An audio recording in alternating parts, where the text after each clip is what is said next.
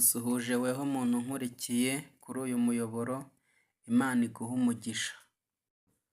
Kugeza na n'ubu hari abantu batazi yuko Yesu bamubambye ku musaraba azira ibyaha byacu, njyewe nawe n'abandi na bagenzi bacu.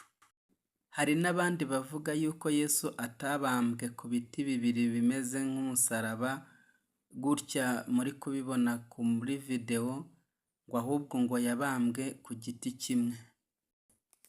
Babyita rero bo babyita ngo bamumanitse ku giti kimwe.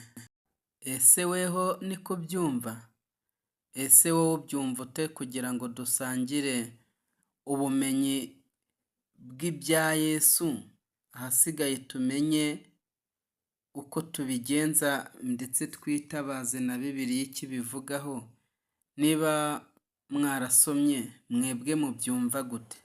Ariko ku giti cyanjye njyewe ndahamya neza ntashidikanya yuko Yesu yabambwe ku musaraba ufite igiti gihagaze ndetse n'ikindi gitambitse, kandi Yesu akaba yaraje kudukiza ibyaha byacu.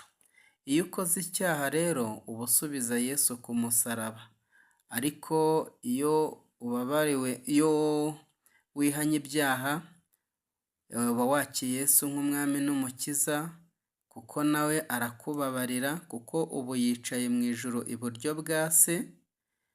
Natwe natugirira impuhwe azatujyana iwe, ahasigaye twibanire iteka ryose.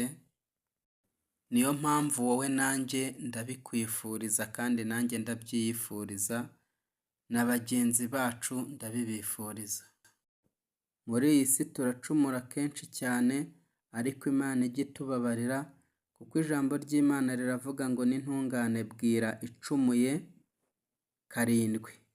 Urakoze, bayi bayi.